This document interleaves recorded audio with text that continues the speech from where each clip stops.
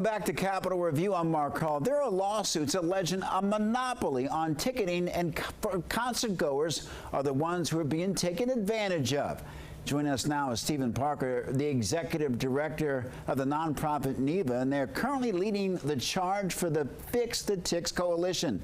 Stephen, thank you for joining us. Thanks for the invitation. We appreciate being here. Talk about the importance of the Fix the Tix Coalition. What is this all about? This is the first time that the music and events industry from across the country has come together around a unified agenda congressionally. They're getting defrauded every day in the ticketing space. They're being sold fake tickets that don't work when they show up to a venue.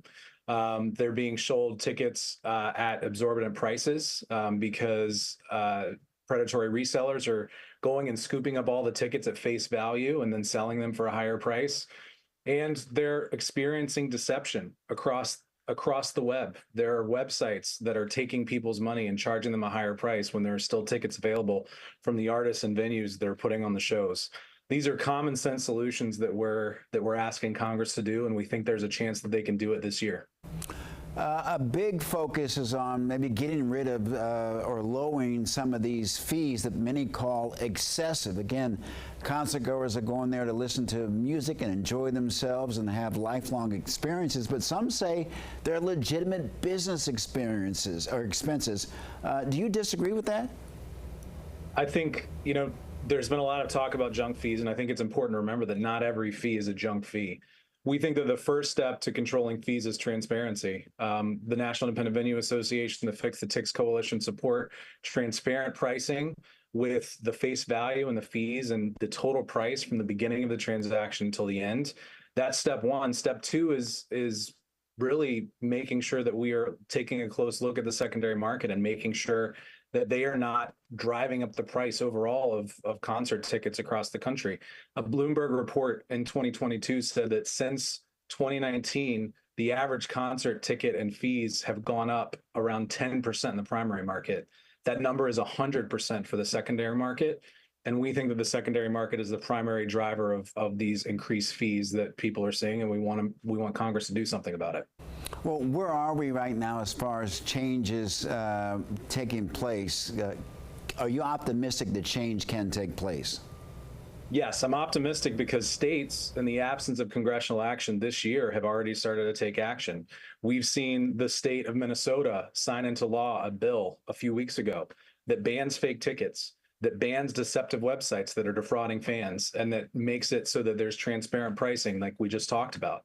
The state of Maryland has done the same thing, and they are actually commissioning a state report to not only look into how to make prices cheaper, but also how to reduce fraud in the ticketing market. We know that this can be done because the states have already done it on a bipartisan basis. The House has already passed a ticketing bill. The Senate is strongly considering that bill. And given that the House has already taken action, all the Senate has to do is give the Fans First Act, which is the bill that we're pushing, a fair hearing.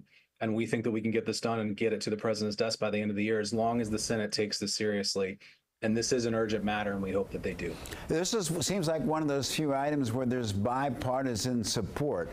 It just seems like lawmakers on both sides are in agreement. When you visit with lawmakers, what do they say to you? What kind of questions are they asking, or is this something that everybody can kind of latch on to?